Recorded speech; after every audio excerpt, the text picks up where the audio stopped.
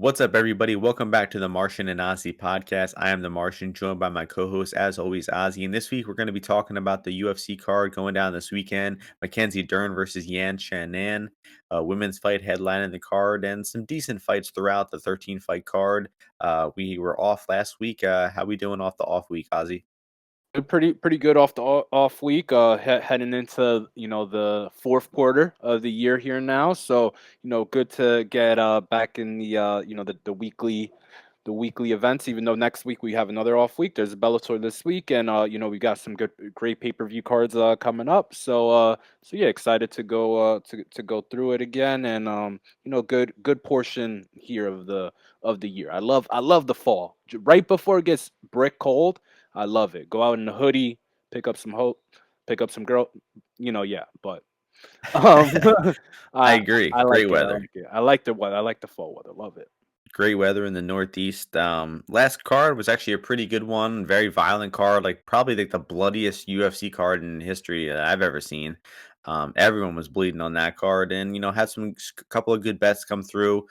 Mota started off the night with an easy dub, some fake line movement there on Van Camp. Anthony Hernandez drugged that due to deep waters. Gregory Rodriguez with an incredible comeback. Same fight. Just a pretty sick fight of card, sick card of fights, honestly. Yeah, I just wish that Song didn't get that cut at the end of the night. I mean, I thought that fight was going to be really, really competitive. Even in the last few rounds, if he hadn't gotten cut, so it was unfortunate. I thought that Song honestly was the right side. In that fight. I think the blood very, very much, and he broke his orbital, which I mean, it's not a mistake, whatever. Yeah, that was a little disappointing for me, but I ended up. I'll just go, a little over 3.5 units down, 3.72.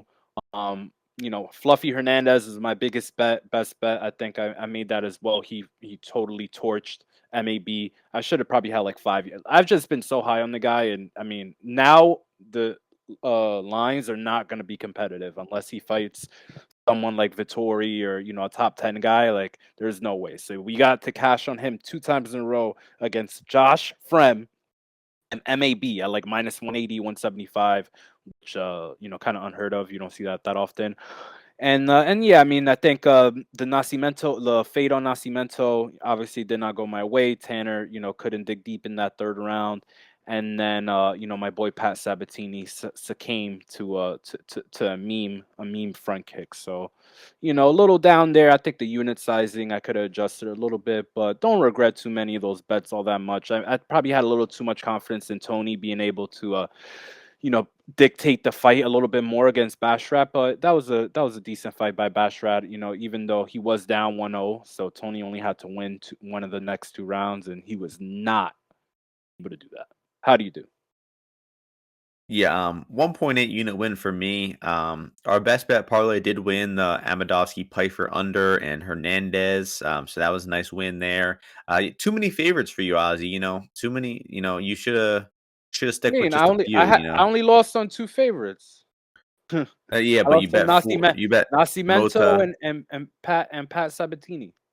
Yeah, but then Not we Nascimento, Bozer. I mean, Bozer. closer. But we also bet Hernandez and Mota. Just too many. We four favorites on one I card. don't know, bro. That line value on Moda and fucking Hernandez, I cannot pass that shit up. It was huge. Yeah, yeah.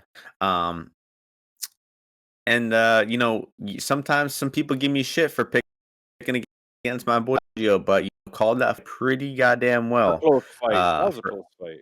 good fight, yeah, very good fight. All Yeah. right, enough If about Bill last hadn't week. broken his arm, I think that third round would have gotten tight. But Feely did his thing. He did his thing. Yeah, that's true. Unfortunate, snap the arm there. Wish Bill a quick recovery. So first fight, on this week's card, bantamweight division, Randy Costa taking on Guido Canetti. The line for this one has Costa minus 300, Canetti plus 250. So I got a pretty strong opinion on this one. And I think that Costa is only good at offensive striking. I think this guy is seriously terrible at every other aspect of MMA, cardio, the clinch, uh, all terms of grappling, defensive striking. He has really no ability to limit his cardio. And in his last fight against Tony Kelly, we saw a massive overcorrection because his first several fights he was just going like a bull out of the cage, just trying to finish guys as quickly as possible. And if he didn't finish them, he got finished. So his last fight, saw him try to take a more measured approach, but he fought way too conservatively. He barely threw any strikes. He got outstruck at range in the clinch. Tony Kelly dragged him to deep waters and finished him there. So I'm interested to see what Costa does here. Is he going to stay with that course in the last fight, which is the better career move? You need to start pacing yourself at some point, or is he going to go back to what he did early in his career and just come out like a bat out of hell? I think that he could come out fast because Cannetti is old. He could be able to spark Cannetti early on here, but Cannetti is still a fast guy for being 42.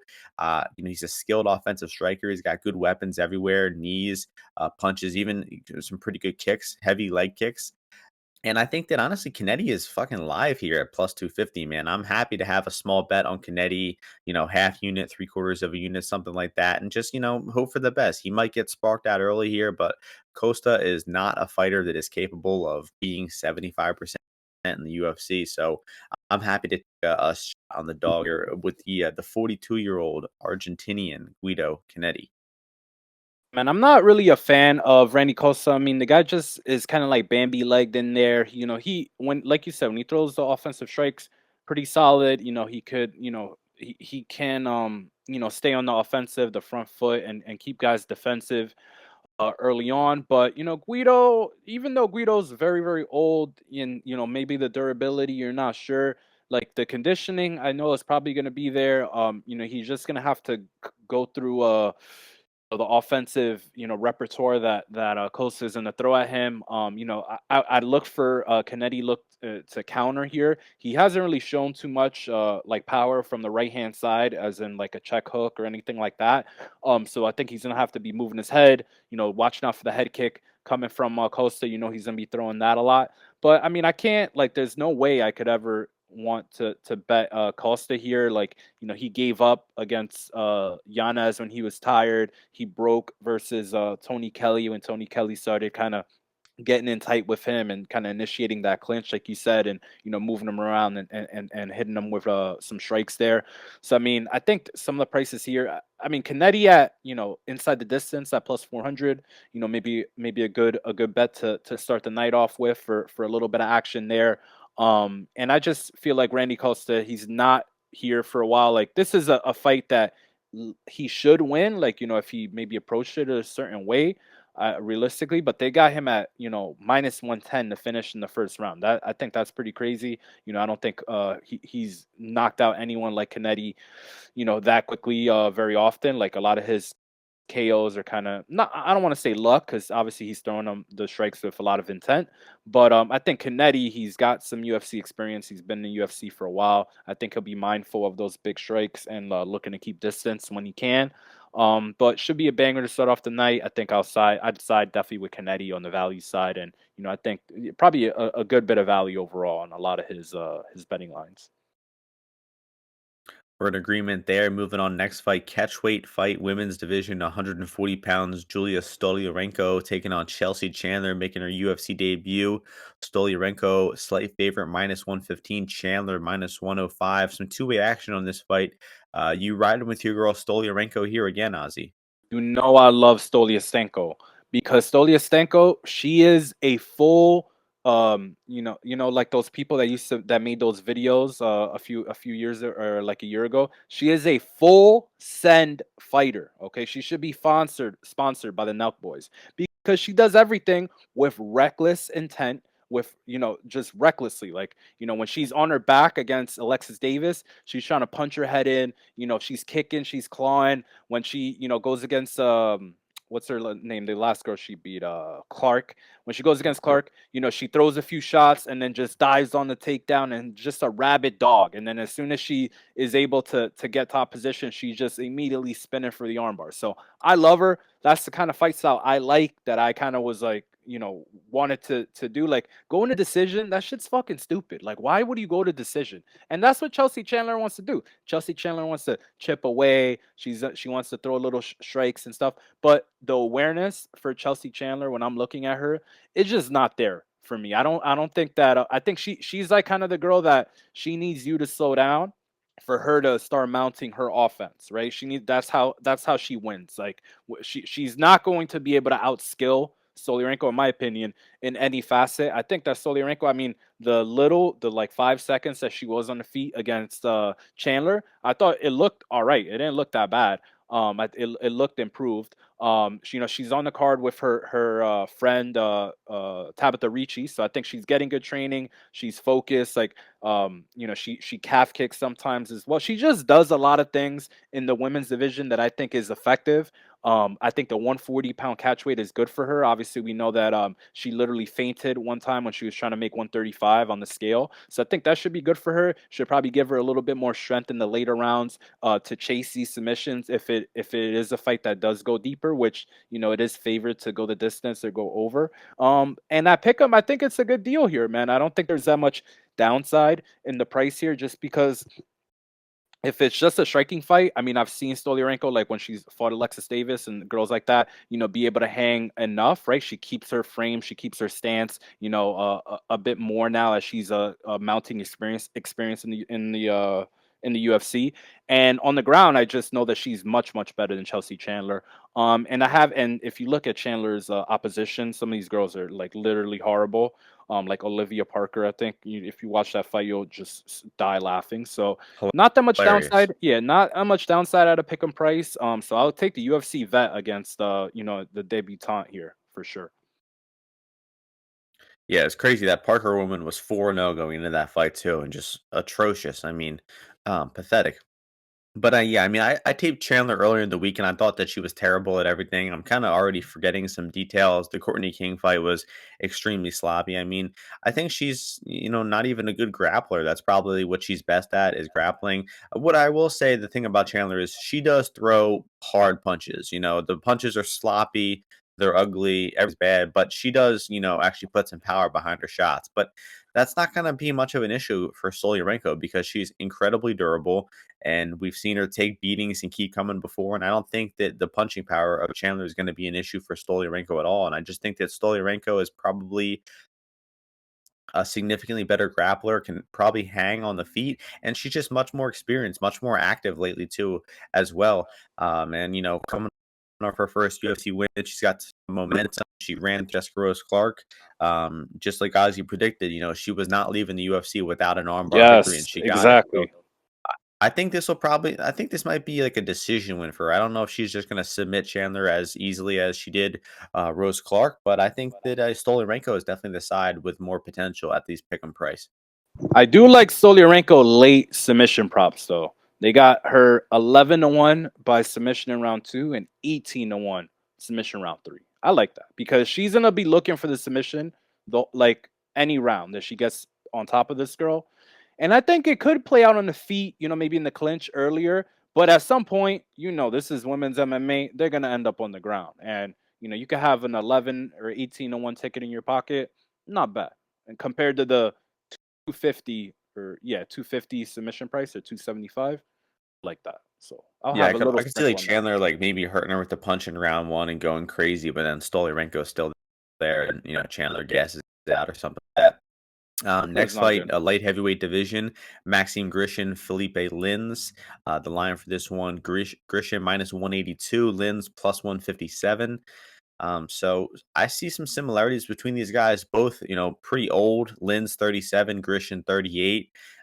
Both a little on the lower volume side of things. They've kind of bounced back and forth between heavyweight and light heavyweight in their career. But Lynn's struggled early on in the UFC at heavyweight, took a long layoff, came back down at 205, and I think, looked pretty solid in his last fight against Prachnio.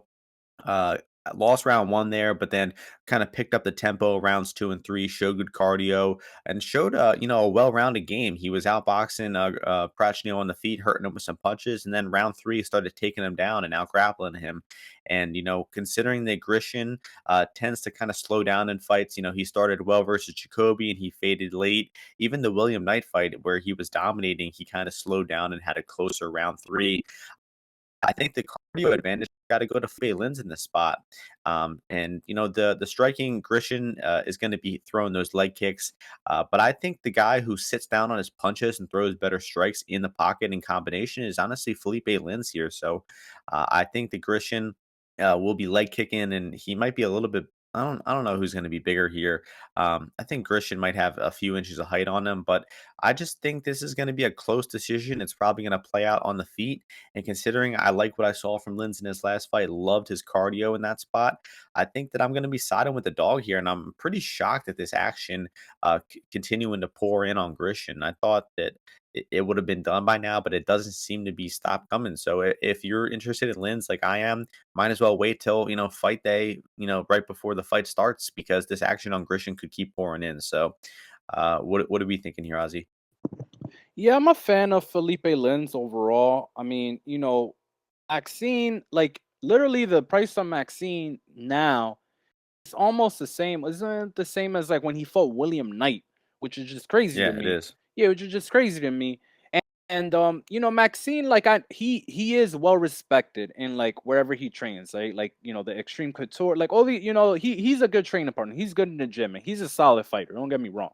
But like I just don't think in a fight like this against Lins that he's realistically going to be covering this price that consistently because striking wise I think these guys are pretty similar, like Felipe, or excuse me, Grisham, he doesn't throw that many power strikes in my opinion. He's kind of like, he's like poking in there. He'll mix in a leg kick or two, but he's mostly a boxer. And he used to be a 205er as well. So I think, and Lynn's, or excuse me, a heavyweight, and Lynn's as well. So this is like two former heavyweights. I think that I think there's comparable boxing. I probably give Lynn's, in my opinion, the advantage actually with the boxing. And the times that Lynn's has had the biggest difficulty is with guys, throwing more kicks at him, like Pacquiao did, for a bit. Even Andre Arlovsky, that fight, Arlovsky, if I remember right, was calf kicking him, a good bit. But I like Lenz at light heavyweight. I think this guy, he's got decent hand speed, he's got decent power. His ground game isn't bad. Like you said, he caught those takedowns against Pacquiao.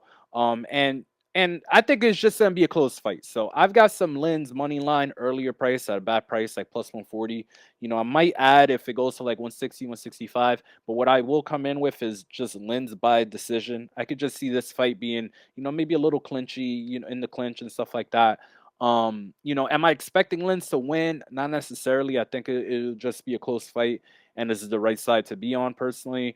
I could see why people like uh Grisham a little bit, but he's just an underwhelming, guy. Like even if you look at the Antigulov fight, like he should have freaking ran through Antigulov, and that fight ended up being kind of close. Like just look at all his fights. Even like he's got 2 draws on his record. I mean, obviously those are like 2 round fights, but he just not that overwhelming of a guy. And I think, and he's older than Linz as well. I just like Lens more, at the plus 160 number. So I'll take him. I already bet him. I think he's solid, right in momentum. So let's go with him. Next fight is middleweight division. Christoph Jocko taking on Brendan Allen. Jocko, the minus 125 favorite. Brendan Allen plus 105. What are you thinking about this middleweight fight here, Ozzy? This is my favorite bet on the card. This will be my best bet of the fight card. And, I've gone back and forth on Brendan Allen fights. Like I've predicted a good number of them well, but I've always been consistent in saying that the guy's overrated. He's not that great. He kind of leaves a lot to be desired. His striking process is not that great. His wrestling is not that good. His cardio is not that good. And even when we look at the submission game, most of his submissions come by the way of rear naked choke, right? Like, I think he is a black belt and a pretty decent black belt at that being at that, but his bottom game is not like overwhelming. Like he's not a guy that, if you take him down, like that you should be scared of taking him down other than the guillotine threat. And Jocko, man, is just a winner. Like he's like 17-2 in decisions. He's really, really long for the division. I think he'll have like a 2 or 3 inch reach advantage here. Very, very good defensive grappler, very, very good in the clinch, great cardio, and very, very good kicks as well. And he knows how to time his strikes, and he's just an awkward guy. If you talk to anyone who's ever trained with Jocko, he's a superstar in the, maybe not superstar, but he's really, really good in the training room. One of the better guys. And it's unorthodox to fight him. And the fact that Brendan Allen's getting his face jabbed by Jacob Malkoun, and he's kind of trying to go Jacob Malkoun in, like telling him to kind of just slug with him, and he's missing overhand rights on Malkoun. He's getting taken down easily by Malkoun. He kind of looked like he slowed down to me in that fight. He said he had a bad weight cut as well, which I think is something foretelling the future. He's like starting to fight promotion. I don't think the guy's head is all the way in the game. I think Jocko is a lock, top 15 guy in the middleweight division easily. And you've seen Brendan Allen just fold sometimes, get off the bat, slow starts, which you can't do against Jocko, because if Jocko's banking rounds, like you could kiss winning the fight goodbye, right? He lost the first round to Jacob Malkoun, loses the first round to Sam Alvey.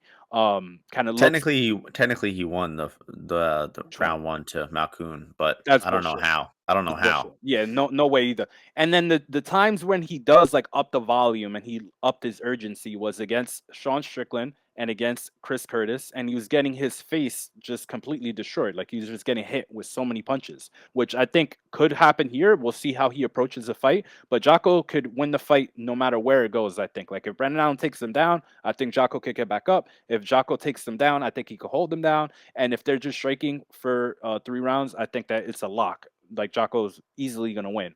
Lefty as well, which Brendan Allen has fought a few southpaws as well. But I just think the combination and the skill set of Jocko is just way too much for Brendan Allen. I think the pick him, I bet him at minus 115. I think anything under minus like 140 is a steal, like is like a must bet. But I would cap this closer to 60% minus 150, 155 in favor of Jocko. And I'm very, very interested in seeing this fight take place. So Jocko, best bet over, this is a multi-unit bet. No, I think he's gonna get the job done. Yeah, I'm in the same boat. Sorry to some people out there that want to hear us disagree, but we're agreeing on pretty much the first four fights. And I agree with basically everything that Ozzy's saying on Jocko. I got him at minus 105. I've been thinking about this line for about a month now. A little offended that Ozzy's stealing my best bet because I do have 2.5 units on Jotko minus 105. And I was monitoring the line for a while. It moved to 105, and then I think I saw a move on another book to like 115, and I thought now's the time to jump. And then sure enough, I got in at a great time. But honestly, I mean, if it comes back in even more, I mean, they might force us to add because I've been a historical Brendan Allen truther. I've had some faith in the guy, but really, what it was is that one Puna Soriano fight just drastically misrepresented his skill set because I think Ozzy and I both bet him there plus money. It was a good performance from him. I mean, he outstruck Soriano, which people really didn't expect, and I think that it's just probably an outlier performance from Allen. I don't think that he's as good as he showed in that fight, and just he gets sloppy in there, man. He's just a very he's a very sloppy fighter, and I think Jocko's just a lot more clean, technical, way more experienced in decisions, fought a lot more difficult guys over the course to their career. Jocko is a builder, definitely more shop worn of the two, but I really haven't seen many signs of him slowing down. Gerald Mearshart is, this guy's Mearshart's kind of like a funny meme fighter, but underneath all that, the guy is actually a really skilled fighter. And we see him, pulling off big upsets against Silva and Muradov, and he's always pulling off upsets, but Jocko, pitched a shutout against him, outstruck him, stuffed takedowns, hit his own takedowns, I think. And, he's just a really consistent fighter. 5-1 in his past six fights, all five wins coming by decision. And I think this one should hit the decision. Brendan Allen got pretty lucky in his last decision. That's another thing, guys. If, most people scored that fight from Malkoun. If that decision gets correctly given to Malkoun, I'm pretty sure we're looking at Jotko minus 150, minus 160 here or something like that. This line is giving you a more favorable line because Allen got that lucky decision in his last fight. So I like Jocko here as well. Think it'll probably be by decision. I just think he's got more potential to pull away and win this fight clearly. While if Allen is winning, it's probably going to be a grinding back and forth split decision type of fight. I think Jocko's got a lot more potential to win this fight, clearly. So I got Jocko's the literally been undervalued in all of his UFC fights. Every single one. yeah, Every single one. Like even a me, lot, I bet against him against like Eric Anders, and I thought that like it was like a close decision. But in hindsight, like the guy literally like he was pick him against Misha. He was open pick him against Mershart. Like the guy's always undervalued. So let's ride the wave until we see some, diminishment of his skills. Yeah, I mean, he's not a flashy fighter. He doesn't finish guys, but like, I mean, he's so damn consistent, and he's really well rounded. And I feel like just people are a little skittish to bet on this guy because he typically wins by decision. But I mean, he's solid all around. Enough He's a about that perfect one, style though. to be. He's a perfect style to be Brendan Allen. Perfect. Next fight is in the lightweight division. A couple of guys here: Ronson, Joaquim Silva. Silva minus 140, Ronson plus 120. Tough to put a bet on either guy in this fight. I definitely think that plus money is the side on either way. You can bet this fight. And Silva knocked out in his past two fights. Big overhand left, Florida versus Nasrat back in 2019. Took a long, long layoff. Came back versus Rick Glenn and got caught in the first minute and knocked out. I think the Glenn fight was a little weird because within the first 60 seconds, guys' chins aren't typically the same as they are throughout the fight. And I think that that was kind of some bad luck there. But I'm seeing a pattern of this guy Silva doesn't really like fighting southpaws. The past two guys I mentioned, Glenn and Hackbrass, both southpaws, both knocked him out with those straight left hands. And Ronson is a southpaw here. I just think that Ronson has a lot more traditional offense. He's going to be just throwing straight punches from the southpaw stance, maybe mixing some kicks. While look Silva versus in that Glenn fight, like this guy's coming off a long, long layoff, and the first few strikes he throws are two jumping front kicks, and then he just jumps right into a punch and gets floored. So I feel like this Silva, his offense is just a little janky, and Ronson from the southpaw stance should probably give him some issues and probably just outbox Silva here. But a lot of outcomes are on the table with how old and inconsistent these guys are. I wouldn't be investing significant money in either way in this fight, but I think a unit on Ronson at plus 130. I think that's probably a solid bet. So I think it's Ronson or pass. Interesting fight here. Honestly, I thought, I didn't really see this one coming. I thought Bronson was honestly going to get cut after his last fight. But I mean, that performance, I was one of the only people on Hoffa Garcia there, and I'm just surprised that people just completely off the freaking Hudson side just because of I don't even know. Like honestly, me looking at that fight, I didn't think he looked that bad. I just thought that Hoffa Garcia was just a little overwhelming. Like he was a little quicker with the punches, mix it up a little bit, and that's not gonna happen with Joaquin Silva. Like Joaquin Silva, low volume. Joaquim Silva, doesn't really mix it up. Like he is Neto BJJ, but like I don't really know if he's really going to look for takedowns here. I know he did. I think someone told me he did do his camp at ETT, but I don't give a shit, man. This guy, I just don't think that for a 3-round fight he's gonna be able to want. Like he has carried his power a bit. But I think he's like a little bit slower on the trigger, and that's what got him caught. In a few of these fights, like against Nazrat and against Rick Glenn. And Ronson, if you don't have if you're not able to make him flinch, I mean, he's pretty good at finding the chin still, and he is still throwing strikes that I think are effective overall. And I think this second fight at 155 will benefit him a little bit. I saw him talking about his weight cut down on a 155 fight last time, and he was saying how, hey, like my weight was so low, but I just think that it probably gave his body a shock a little bit. Just he just didn't perform how he wanted to, and I think maybe if he stayed consistent, kept the weight low, we'll get a little bit of a better performance here from him. I think his chin is pretty solid. He hasn't gotten knocked out too many times. He has fought some really good guys, and he himself is well rounded. So I see this being a close fight overall, up until Ronson could get his rhythm and his timing going a little bit better. But the equity that I give the Silva inside the distance is lower than what it's being priced at. So with that being said, I took some Ronson at plus 125. I see him at plus 130 now. I just think that as the fight plays out longer, I think one, he has the power to knock out Silva, being a southpaw and some strikes he throws out.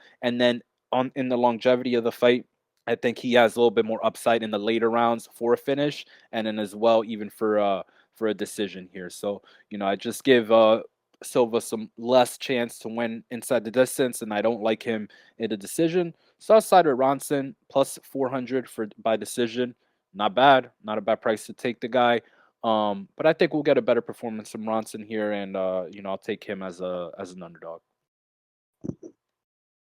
Next fight, women's strawweight division, Jessica Penne taking on Tabitha Ricci. Ricci's pretty significant favorite here, minus 205, Penne plus 175. The action on Ricci just keeps on coming. I mean, 2 weeks ago she was minus 150, and now minus 200. So people are loving Ricci.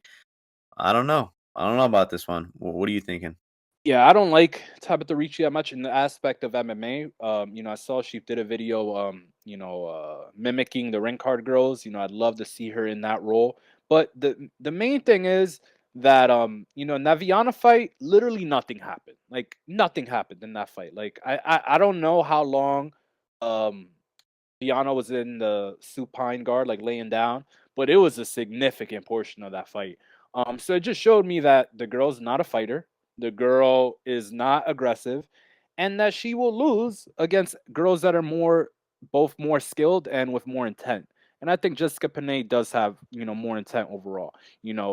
She lost the fight to a very well-rounded girl in Dakota, which I was on Dakota in that fight. But Dakota, a good wrestler, mixes it up, right? Had the kick game going, was landing her hands as well. But Jessica, decent to counter herself, especially in that second round for sure. And I think here she's gonna be able to counter grapple maybe a little bit more than Tabitha is used to. She hasn't really fought any girls that had too much of a threat on the ground in terms of progressing position, right? Like, Viana, she's just looking for guard arm bars, like she's not really looking to do stuff. Jessica actually has uh the wrestle jujitsu. Like she looked to sweep Carolina. She looks to get on top, right? She looks to get back control, stuff like that.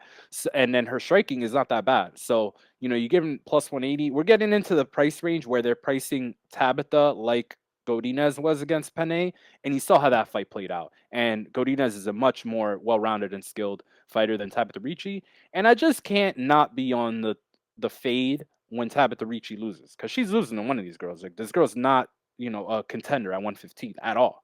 So I'm waiting. I don't want to invest too much in Jessica Panay because she is older. She got beat up a little bit in her last fight, which was only like 10 weeks ago. But I'm probably gonna have some kind of sprinkle on this. If you're gonna play Ricci player by decision, I don't think she's gonna is gonna finish Jessica Panay at any point. But Jessica Panay by decision is almost 4-1. That's crazy. I'll definitely at 20%, implied. You could get that at FanDuel 380. I think that's a solid bet. But I definitely like Panay overall to have a good account of herself and give Ricci a fight that is very foreign to her. Yeah, I mean, I think Penne, held her own pretty well in her last fight versus Ducati, who I'm confident would smash Ricci, honestly. And I'm gonna be probably placing a bet on Penne here as well. I mean, I just think this line movement is crazy. Reese just her top game just very underwhelms me. I mean, she's a black belt, but I kind of question the validity of that black belt. I mean, she's pretty young, right? She's like 25, 26, right? 27. Yeah, I mean, I'm just a little questionable. I think she trained what's that, Gracie Baja or some shit, I don't know. I'm skeptical of her grappling ability. And Penny is just a veteran. She's been in there with women for 10, 15 years straight, while Reese is just kind of coming into these higher level opponents. And Penny is a very solid grappler, guys. Don't forget, she just ran through Carolina Kovalevich and submitted her on the ground. And then in the next fight, Carolina, bounced back pretty well and demolished Felice Harrigan, looked pretty good. So I think that win aged pretty well. Obviously, her split decision over Lupe Godinez has aged well. And that's kind of a similar match where Lupi was trying to take her down. They were getting caught up against the cage, and then Penne's long frame was able to, weasel those back takes and get into some favorable positions. And she's going to have, I believe, 4 inches of height on Reese here. I'm sure her reach is going to be pretty similar as well, 5 inches of reach. So that long frame, I think, if these women get into some even grappling exchanges, I think Penne has the ability to come out on top. The small cage, they're just going to be grappling. I think that's good for Penne. And even if the fight stays standing, man, I've never been impressed with Ricci striking, and I think Penne might actually be the better striker at 39 years old. You can't be, too enthusiastic about betting a 39-year-old woman at a 12-year age discrepancy here, but she's a veteran. You're getting her at plus 180, and I just think that the market and everyone is overrating Ricci, man. She is nothing special at all. She's got a decent wrestling and top game, but outside of that, I've never been, blown away by her. And she also, man, she can't finish anything. I was betting on her to finish that Maria Oliveira woman. Oliveira is, a blue belt, and I'm thinking Reese's gonna be able to finish her if she gets on top, and Reese couldn't even do that. So Penne no scorecards at like plus 155 here is probably worth a bet as well. It's very, very likely going to get refunded, but plus 155 for the woman who I think is more likely to finish the fight. So I'll take that on Penne, and hopefully she can pull it off for us. Next fight's going to be in the heavyweight division. Last fight on the prelims, a fight we've talked about before, got canceled a few months ago. Alexei Oleinik taking on Latifi. The line for this one is Latifi, the favorite, minus 183, Oleinik plus 158. So electric matchup here. I mean, two absolute, I don't even know what to call these guys, bricks. Latifi is built like a brick house. Olenek is built like a brick house that got bombed by a Soviet mortar or something like that. But this is going to be an interesting matchup, and Latifi really, really should win the fight, man. I mean, Olenek, his way of dragging these fights to the floor and submitting people in pathetic fashion, sure, that works against Vandera and Maurice Green and some guys that he's defeated lately, but I mean, outside of the Fabricio Verdum win, Olenek has just looked terrible for like 5 years straight, man. I mean, this guy's a geriatric. His knees barely work, and Latifi should have the ability to outstrike him, to avoid that sloppy takedown guard pull. If he gets on top, he should be able to stay heavy and safe enough and not make bonehead mistakes like Jared Van Dare going for a triangle or a back take. And Latifi's just he's a master at laying on top and doing nothing. So if this fight ends up on the floor, I think he's going to be able to stay safe and just consolidate top position a lot better than some of these guys have. And I'm looking for this fight to go long because Latifi, he just tries to conserve energy. He is not looking to finish. I think if he gets on top of Olenek, he's just going to lay in side control and try to do as little as possible. And I like that for the overs. The over 1.5 is minus 130 here. I think that's good. The starts round 3 is plus 110, and the GTD is all the way up to plus 200 on DraftKings. So I think I'm going to be have to betting all three of those. Maybe going the biggest bet on the over, then the second biggest bet on starts round 3, and then the smallest bet on the GTD. Because I feel like this could just go the full 15 minutes in a slow, gassy, heavyweight grappling fight. So hopefully Latifi doesn't, dead Olenek with a punch. Hopefully Olenek doesn't get another meme submission. But I'm looking for this fight to go long, and I think Latifi probably wins by decision. Yeah, I mean, this fight when they last had it, it closed at like Latifi like minus 225.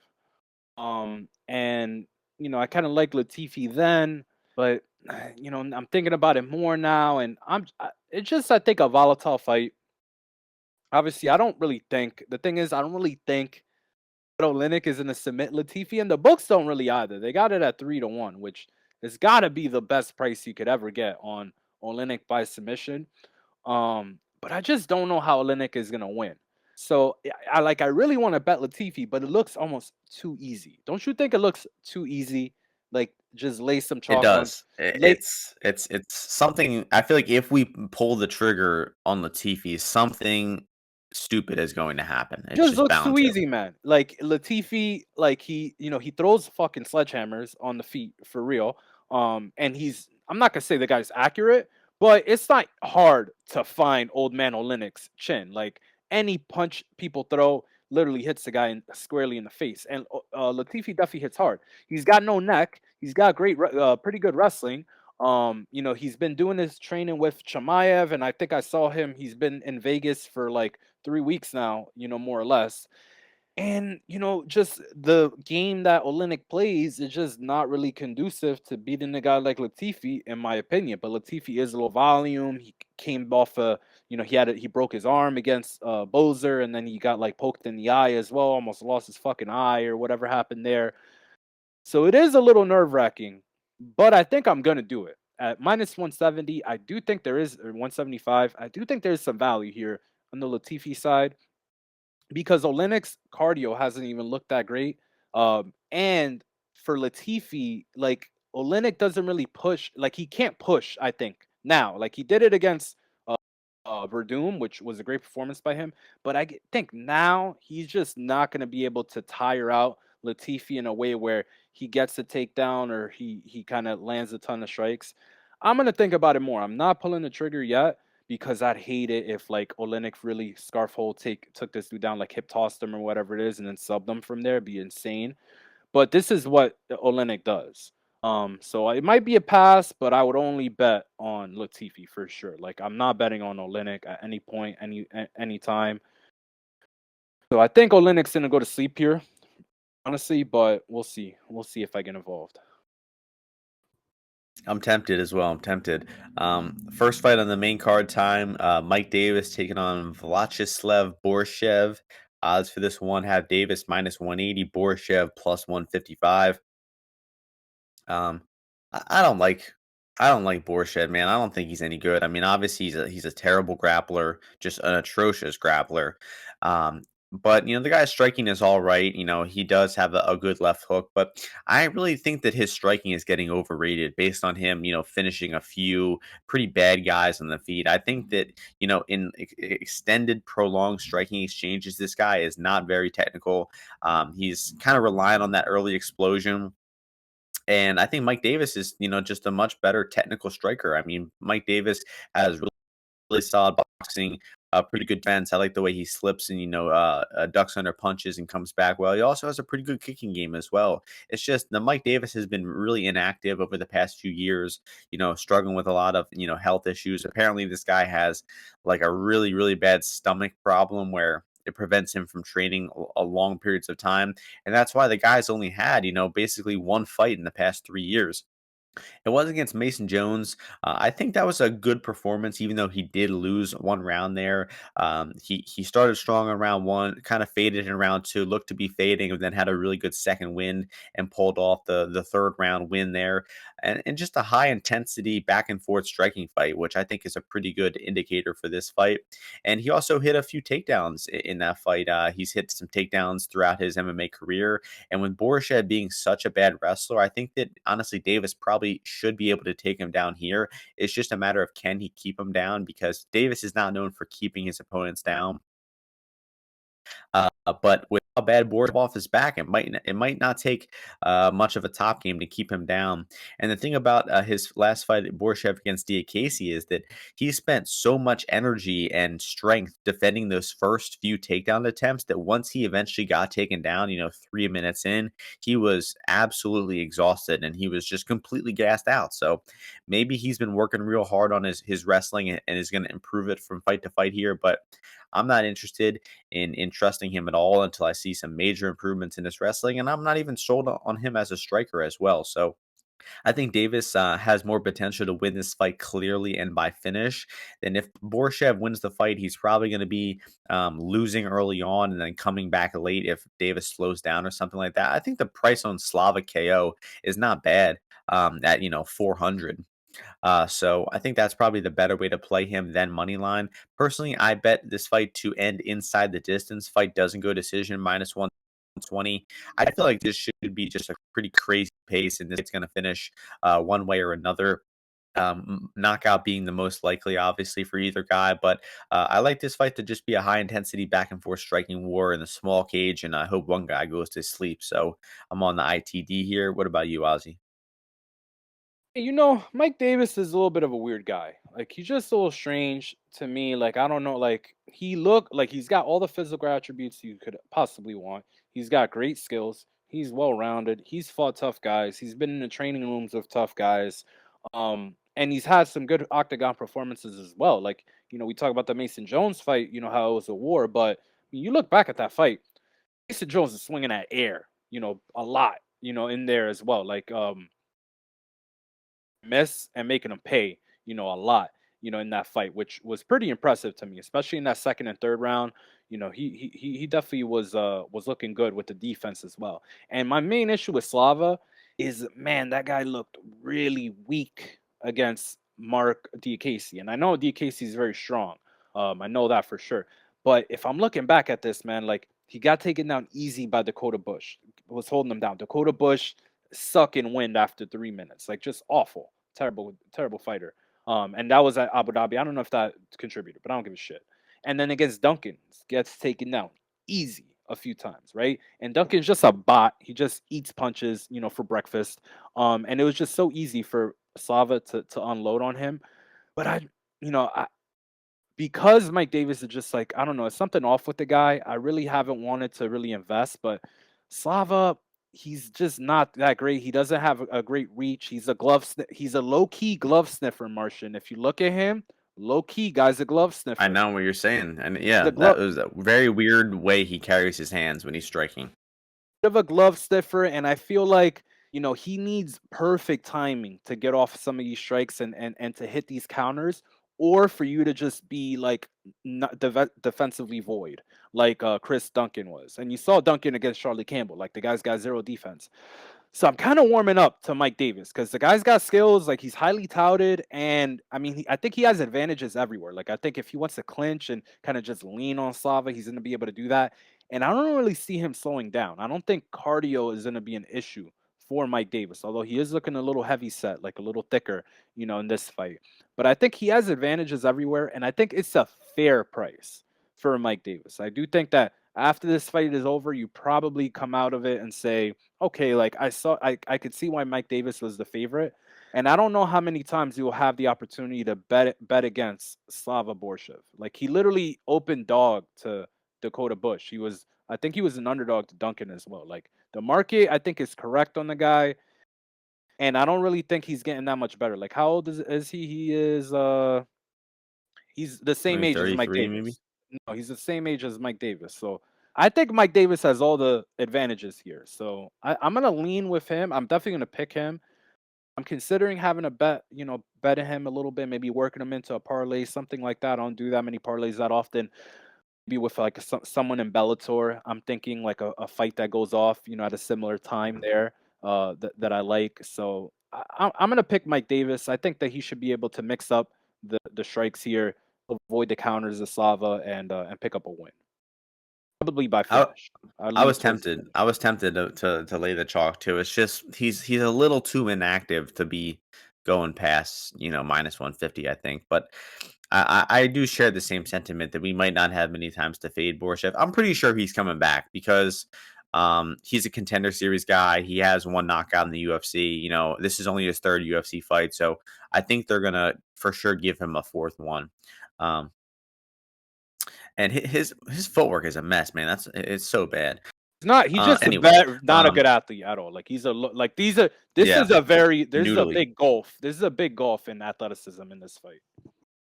I agree. I agree. Next fight, another 140-pound catchweight fight in the men's division. This time, John Sexy Mexi Castaneda, one of the best nicknames in the UFC, taking on Daniel Willie Cat Santos. Pretty good nickname as well. Sexy Mexi here is -185. Santos plus 160. What are you thinking about this matchup? Man, I love this fight just because I feel like it's a great fight for John Castaneda, and I love John Castaneda. Like, his last fight against Miles Johns, terrific performance, very well rounded, right? Comes out maybe a little slow, and second round completely takes over, rocks him a few times, then the third round picks up the submission. I mean, I think the guys look good in all his fights. Like, the Nathaniel Wood fight was on very short notice, and I think he had to fly to Abu Dhabi for that one. He got beat up, took his lumps, like a man. Didn't get finished by a guy who, obviously you see Nathaniel Wood. The guy is extremely skilled. Probably one of the low key one of the more skilled guys in the UFC. Just very well rounded. And he looked a little bad in that fight, but it was definitely a tough fight. A guy who's like leg kicking you all that much. It's tough to prepare for a guy like Nathaniel Wood, on short notice like that, or to fight, I should say. But Castaneda, I just love the movement that he brings in the octagon. He can fight from both stances. He throws kicks pretty well. His pocket boxing, I just love how he lands that hook. You can see it on Eddie Wyland, you see it on Miles Johns. He's always looking to attack. He can mix up, as well. He can mix up the game as well. He's got good takedowns and good wrestling. If you've seen him on the regional scene or even in his old Contender Series fight that was 5 years ago now, and I thought the guy was a good prospect then, and he's only matured more that since then. He's been in ton of decisions, there's ton more experience. And my main issue with Willie Cat is just Willie Cat is incredibly inaccurate. And people will say, "Oh, Julio Arce, great boxer. It was a crazy competition." All that is true, but if you look at his other fights before that, he just always inaccurate. Like his favorite strike is a spinning kick or is a spinning, back fist. Like the guy just no process with him. You don't even know his like ground game. Like I don't even know if his ground game is any good because he never really can get a takedown. Goes for a takedown. And I just think this is just way more than he could chew. Like here, like Julio Arce should have been close to minus 300 against him, and I think Castaneda should be more like that 220, 225 price against Daniel Santos, because he just at no point made an adjustment against Julio Arce, and he was on the front foot the whole time. He was doing what he wanted to do the whole time, and at no point was he able to string together any good or effective offense. The small cage here should help him a little bit, but like I said, Castaneda, he keeps his hands up. He's looking to catch you in between with these shots, while you are throwing these wild strikes like Willie Cat does that are inaccurate. And then when he wants to, I think he can take this guy down and grind him out. And as this fight goes later on, I do think that we will see Castaneda turn up the pace. I think that Arce took the back foot the whole time because one, he had missed weight, right? Had a bad weight cut, and two, had just come off that knockout loss against Song Yadong. Whereas I think Castaneda right now, full of confidence. Why wouldn't you be? You shown your well-rounded attributes, and you saw this guy right here looked very, very outgunned in his UFC debut, and I think he's still outgunned here. And I don't think he's going to win many fights in UFC, so I'm fading him at every opportunity that I get, including this one. I've been waiting though because there are guys that I respect that they say they like the Daniel Santos side, but I don't see it all at all. I don't think this guy's winning any UFC fights, especially against borderline top 25, top 30 guys. So yeah, I think this is a bad career management for him, and he should have gotten like a Contender Series, level guy. So I don't know what's going on here, but I'll definitely take Castaneda to fuck this dude up. Yeah, I'm in complete agreement. I mean, I bet Arce against Santos, and it's a pretty similar matchup. I mean, Castaneda and Arce are very similar. Arce I would say is definitely a little bit better, but Castaneda is well on his way to being, a top 20 guy at bantamweight, which is just an absolute shark's den of fighters. Um, and yeah, I mean, you hit all the points here. Santos, he swings wild. He's inaccurate. He doesn't really build into fights too well. I don't think he has many range finders.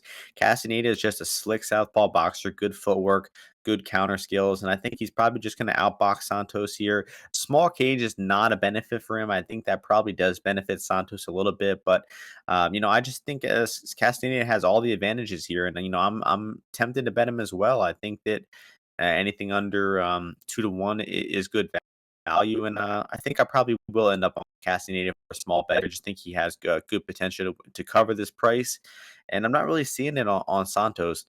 Maybe he sticks around and gets another UFC fight, but they would have to give him a pretty significant drop off in competition for him to get a win in the UFC. So won't say too much there. Ozzy made a lot of good points. Next fight is in You the you mentioned that featherweight it's a division. 140, it's a 140 fight as well, right? Which I think is good for Yeah. Castaneda. Like a few years back, he missed weight at 135 a few times, so I think that's good for him as well. So Yeah, and I feel like Santos is kind of a small bantamweight for some reason. I mean, he's 5'7", which is pretty average, but I don't know. I just get he's kind of skinny and not too strong. So he does not look um, strong. Definitely does not look strong.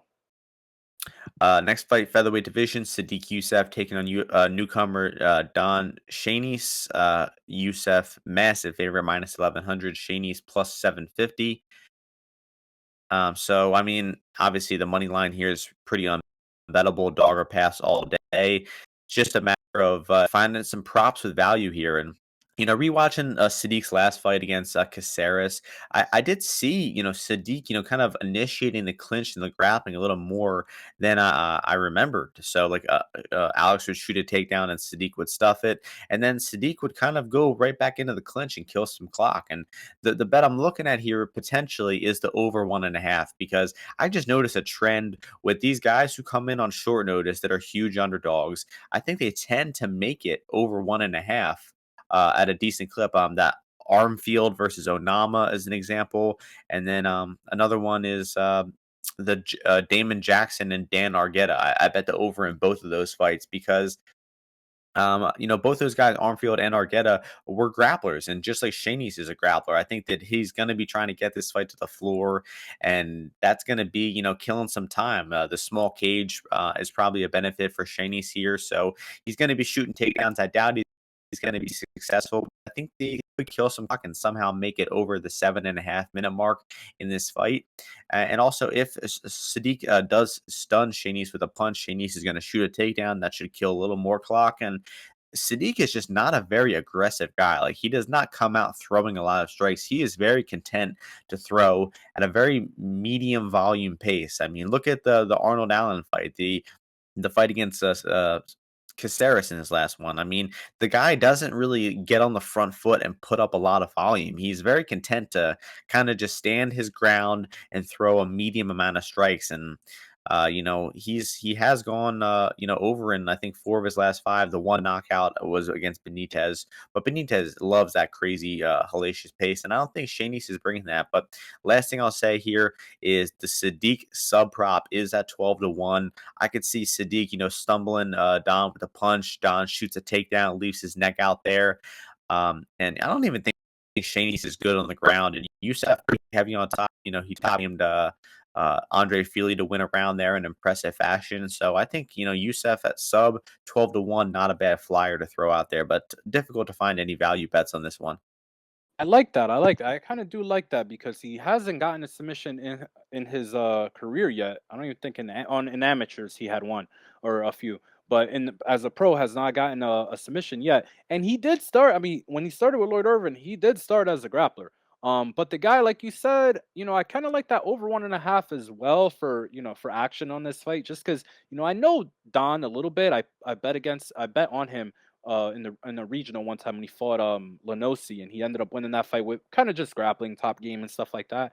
But like you said, Sadiq in his last fight against Caceres, he really invested in that calf kick, right? Most of his strikes were leg kicks, right? He tore apart Caceres' leg, but he only went 18 for 70 in head strikes, right? So he's more like of a defensive guy. Like, I think he likes making guys miss and countering, but he also just likes making guys miss. Like, he's kind of like one of those like you've been to boxing gyms, right? When you make a guy miss and everybody's like, "Oh shit!" Like, well, what do you like? Acting like you're Mayweather and stuff like that. So I think he likes that flashy stuff a little bit. So I could see like a pull counter or something like that with him countering and knocking Shayna down maybe with an uppercut or something like that. But I think the over is solid because he's a tough guy, man. He's Northeast certified, right? He is from Massachusetts, but I think the guy is solid overall. He's got some solid skills. He's a pretty good grappler. His wrestling, I don't know if he'll be able to take guys down in the UFC, but he's a solid grappler. He's not bad. I don't think that he will be getting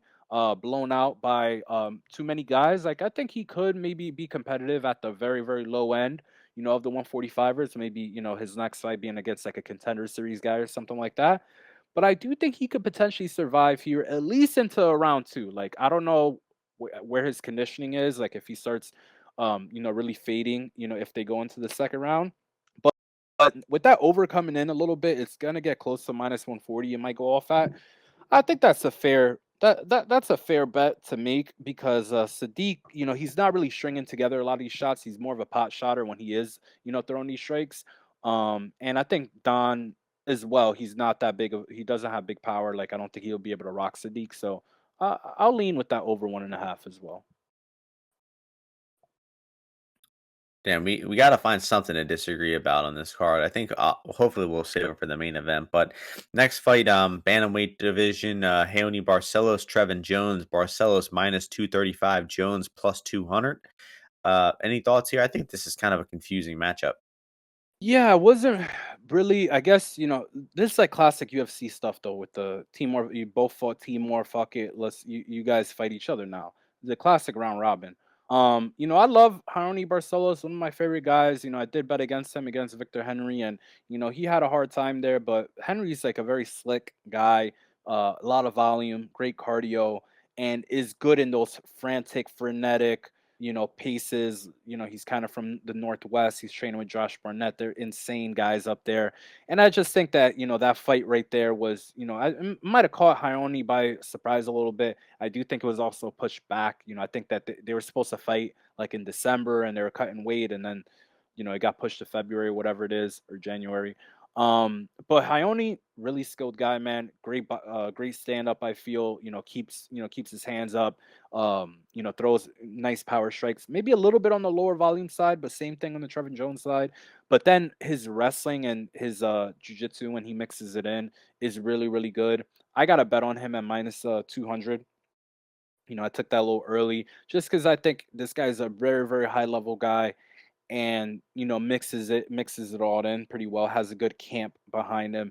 His conditioning I think has looked pretty good except for when he kind of faded a little bit against Timor and just couldn't keep Henry's pace, quite to that level. But Trevin Jones, he's just too comfortable laying on his back at times, not doing too much as well. I think that I could see his fight going into the clinch a bit and with Hayoni kind of just getting these takedowns, just being a little bit sharper. We saw Kakramanov, on like 24 hours notice, able to kind of pin, Trevin down a little bit, a few times. But Trevin, when he did get on top, he did solid work, but he was pushing that grappling a lot there. And I don't think the grappling is going to be something that he's going to have success with here with Hayoni. So I like Hayoni here. I think maybe the money line price gets a little further away from people here. I probably would pass if it goes above 230, but I think he'll win this fight. And I would lean towards actually a finish here for Hayoni. Really, really interesting. I'll disagree and I'll lean decision. Barcelos, I feel like just hasn't really taken advantage of finishing opportunities in the UFC. I don't think it's going to get any easier. He is getting up there in age, 35. Jones, I don't think is very young either. I mean, he's 33, I think, or something like that. And I mean, I think Jones has had, two really huge moments in his like UFC career that have kind of propelled him, but I think a lot of his career has been not so good. Obviously he got hurt bad versus Teamer. Teamer gassed out. He took advantage of that. One big, huge, really nice punch against Mario Bautista that knocked him out. But outside of that, he's gotten pretty soundly beaten by most of these guys. Good competition though. You can't really fault the guy. Kakramanov and Basra are really good fighters. Maybe I'm being too harsh on the guy coming off some tough matchups. But Barcelos is another really tough matchup, man. Uh, but I did think we maybe started to see a little bit of a step down from Barcelos in his last fight versus Henry.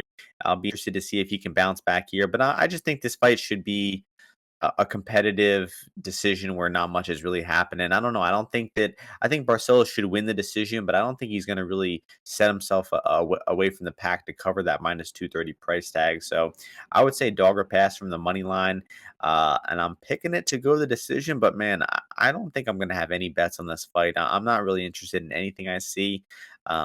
Maybe actually Jones no scorecards at plus 155. I think there's some value there, but I don't know. No strong read on that fight. So I'll move on to the next one. Fun fight in the co-main event here. Randy Rude Boy Brown taking on Francisco Masaranduba Trinaldo. Brown minus 330. Trinaldo plus 270. So obviously you gotta love Francisco Trinaldo, right? The guy is a legendary fighter. He's what, 44, 45 years old or something like that. Still racking up wins. Yep, 44 years old. Still picking up some decent wins. I mean, he's 5-1 in his past six. Every one of those fights taking place when he was over 40 years old. Also, he had that Alex Hernandez decision, which was a robbery. So you could go back even further and say that he should be 7-1 in his past eight fights. Um, which is just remarkable. I mean, the guy I think is one of the best old fighters ever. He has adapted his style over the years as he got older, and he's continued to win fights. And because he's a tremendously skilled fighter in all aspects of the fight, in grappling and in striking. He's really good at limiting fighters' volume because he doesn't really throw a whole lot of strikes, but he'll come back with some big counter shots that get his opponent's respect. Now, Randy Brown is a very skilled fighter as well. Again, skilled on the ground and on the feet. I like him a lot. We've bet him in a few of his recent fights, and he definitely should be a decent sized favorite here. Where it's at, I think, is getting a little out of hand. Over 75% for Brown, I think, is a bit disrespectful. Just as Trinaldo is constantly underrated throughout his career, and I think that this could be another spot where the market is a little low on him. I don't have a lot of faith in him to win the fight, but I would obviously love to see him pull off the big upset. Just because I love watching the guy fight. I'm cheering for the 40-year-olds. I really hope that one of the 40-year-olds win on this card. Hopefully not Oleinik. Hopefully it's either Cannetti or Trinaldo. But I'll be cheering for Trinaldo to get it done, despite the odds being, pretty heavily stacked against him here. Um, Not really seeing any bets that I love. What about you, Ozzy? This fight is a total and complete pass for me. Just because, I mean, bro, Trinaldo looked good in that last fight against Danny Roberts. He's hitting the body. He's kind of he's stunning, Danny Roberts, with his overhand left and right, it's Danny Roberts. Yeah. And he's very used to now at this point fighting very tall guys or ranger guys, right? He fought Dwight Grant, who's got like a similar reach to Randy Brown, right? Randy Brown's taller than him and more reach, but Danny Roberts, like he just fought a lot of guys similar to Jai Herbert, right? He's fought these lanky guys, and he's fought James Vick. Like he's got so many fights in the UFC. And Randy Brown, like he's been training with Sean Brady in what's it called in Philly, right, home of the Martian, getting his work in there. But Randy Brown, he just sometimes he just isn't, he's just not starting enough. Like he's not turned on enough in these rounds for like the whole 5 minutes or the whole 3 rounds, and he lets stuff slip away from him, and he needs to kind of like makes the fights closer than they need to be, like against Jared Gordon and even against like Luque. Like Luque, if you start off a little stronger against a guy like Luque, you can kind of work your way into the fight later on.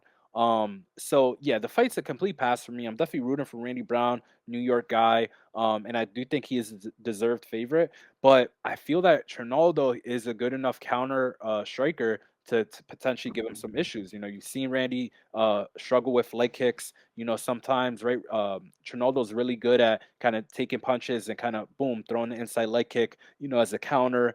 Throwing shots to the body as well, and just finding those moments in between strikes to start landing if in his own right. So I think it could potentially be a close fight. Trinaldo by decision. What is that? That's 5-1. It's a pretty big price for a guy like him by decision, where that he's gonna keep chipping away. Right, you saw even in that Muslim Salikov fight, right? He gets dropped. I don't know which round he gets dropped but if he could get back up, if he's still with it, he will start turning on the gas pedal, and he's never gonna go away unless you put him completely unconscious. And that hasn't happened too many times. So complete pass fight for me. I'll enjoy watching it. I'll root for Randy Brown, but I do think Trinaldo is a little live in this spot. Yeah, the ITD might not be a bad look. I think this is going to be a pretty hectic pace, and I think both guys have potential to finish each other.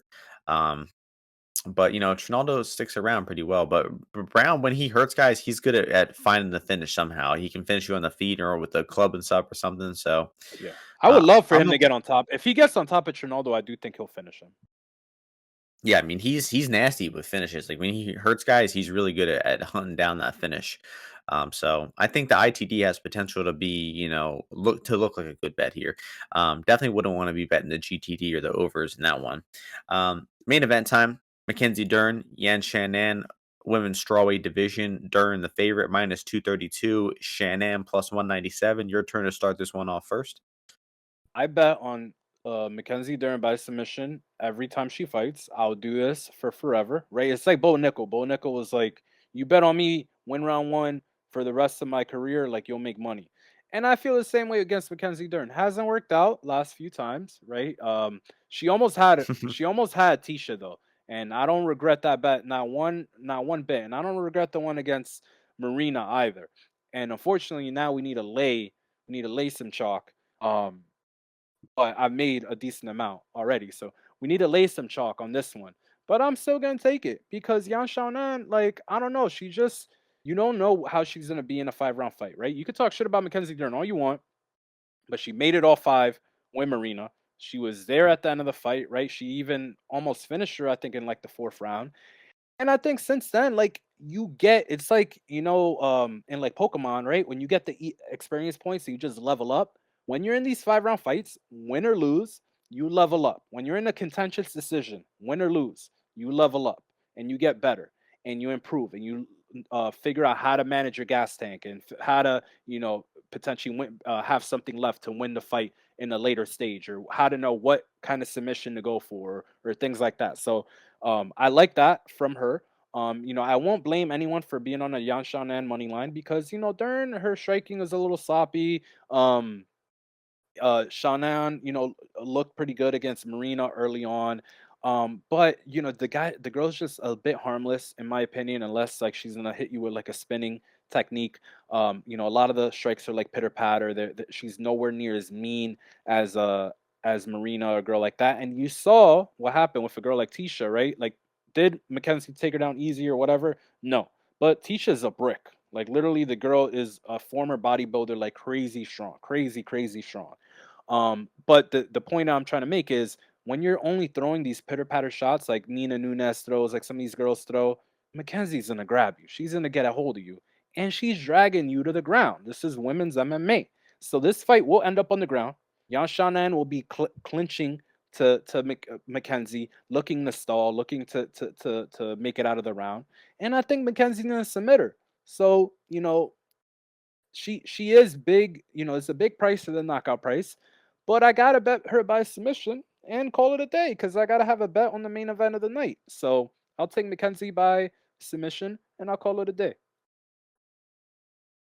I don't like it. I don't like it. Well, first of all, DraftKings Dern ITD is -120. I definitely think -120 versus -110, it's Whatever. worth to take 10 cents for the KO. Yeah, for Um, sure. I hate Mackenzie Dern. I truly do. I bet on her last fight.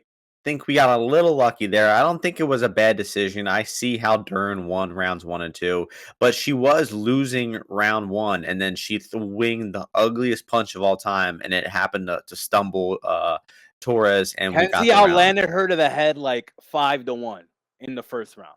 It's Thank God judges do not reward girls like Tisha Torres for side kicks to the body. Those Tisha don't kicked her count. in the tits. Those don't count. She That is both. not an effective strike. No, no, kicks Mackenzie to the probably tits. liked that. That probably turned her on.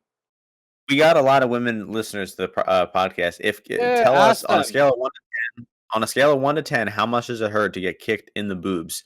I need to know that. Please drop a comment. But I think it's painful. I really do. Especially because Dern is a mother. She's not too far removed from lactating. I guarantee you those kicks hurt. It was probably a specific game plan of Torres to kick Bro, her we need directly in the to boot. extinguish side kicks to the fucking to the body, little inside leg kicks that like you tap them with your foot. It's all bullshit. That is not real striking. It's BS. Not real. Um, Not effective. Now I just think Dern's progression as a fighter has been awful. I think that she has potential to be a lot better than she is. She needs to get the fuck away from Jason Perillo. That guy is not capable of taking her to the level where she needs to be.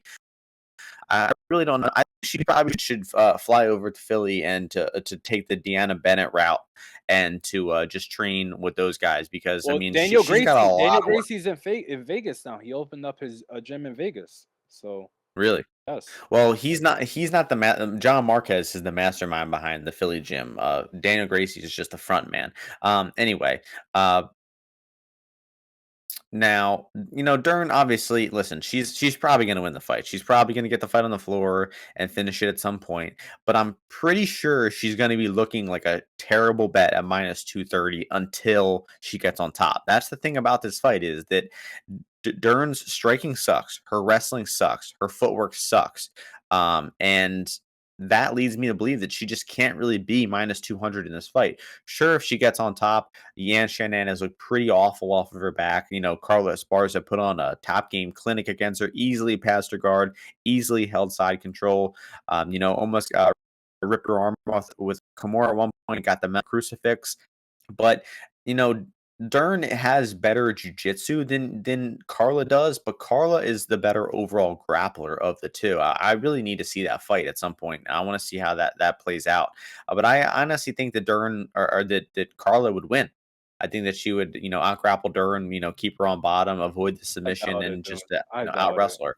That's a good matchup. You can't lie. That'd be a Carla really Carla intriguing had fight. this. Carla panicked when Danielle Kelly fucking locked her up in guard and slammed her to the mat. Like That was fucking pure jiu-jitsu. She can't punch in the face at that point. okay. Well, she No, does. She if you watched Carla's last fight, she doesn't like punching in the face at all. So that's true. Yeah. I didn't I barely watched that fight, but, yeah, I did hear that that was true. I thought you said that it was going great for Rose. That's what I remember you Yeah, saying. yeah, because we were barely paying attention. Anyway, so yeah, I mean, Yan is the money line side, but I mean, she's probably gonna lose, man. She's probably gonna end up on bottom in some stupid fashion. I mean, like Ozzy was saying, it is women's MMA. The fight always ends on the floor in some goofy Even fashion. Whether Marina versus Jan fucking ended up on the ground. Like, how is this one not going to end up on the ground? well, what I will say about Every one Yan, of Jan's fights since the Angela Hill fight has gone to the ground. um, what I'll say about Yan is that I was watching a few of her fights today, and versus the Carla fight. I mean, she fucking retard decision making. Like she starts the fight and charges right at Carla in the small cage against a wrestler and just has like no concept of footwork and just immediately gets taken down. She kind of did the same versus Gedalia, and now it was a different matchup against Marina Rodriguez, but she did fight with a lot smarter approach. She fought with better footwork. She limited the engagement, better distance management. I really did think we saw an improved game plan and strategy and execution from Yan-Xiaonan there. I think that was the best that she's ever looked, despite losing a close decision against Rodriguez there. But man, I mean, so if you had to say, what is the most likely way this fight gets on the floor for Dern? Hey, Like, hey, I think look, it's probably a caught leg kick. She's gonna catch a leg kick sure. and dump her down. I don't know, but look, the What thing about? is, this is how I feel. One, I'm of the opinion that I thought Mackenzie's striking looked better against what's her name? Tisha. Like it just much more intent. She was just waiting at some points. She was like, "All right, you're gonna do this stupid shit, kicking this. When as soon as you get close to me, I'm gonna launch power shots at you, and I'm not gonna chase you down. And when I do chase you down, I'm just gonna look to go to the guard and jump guard. And it looked great. I thought it was It might be perfect. a little better, but it I was thought it still was pretty great. bad. I thought it But was it was still honestly pretty bad. I thought in the context of her skill set, it was great. And Mhm. I actually love Perillo's advice because Perillo was like, "Don't chase her, whatever. Don't do this." I thought it was great advice. And then now they're in the small cage, so I just think she's gonna show out on this bitch. This girl is just weak. She's just physically weak, Yan Shannon. So I think No, I don't know. she's weak, I think bro. she's strong. She just sucks at wrestling. She sucks at wrestling. That's She's the thing is I think she's strong, but I don't think she's so. just a really bad wrestler. Her But what core I will strength say is though not is there. I don't think she's gonna get dragged fucking down. Angela Hill almost triangled this woman. So if Oh, Dern has to pull guard, worst case scenario, she might just armbar or triangle her. So wouldn't be I mean, shocked yeah, if Jan won. I wouldn't be shocked if she won. I would not be. me neither. Me neither. I mean, I'm cheering for Jan. I hope Jan sticks and moves and avoids the Or takedown and outboxes her. Because I think Dern stinks, honestly. when was Dern born? What year? I heard it was 93. Is this true? Main event win.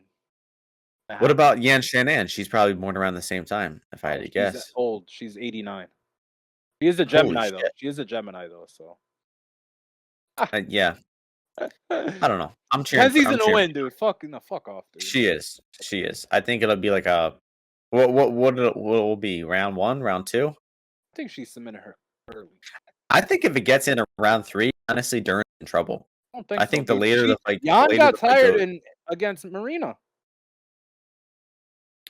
Um, a little bit, but I think she's Her she's last built round, she's her built up last enough. round, she threw 44 strikes to Marina's 107. This is what 44 is still not a this is no, pathetic it's number. it is a pathetic number. What are you talking about? Dern threw 80 against Tisha in round 1.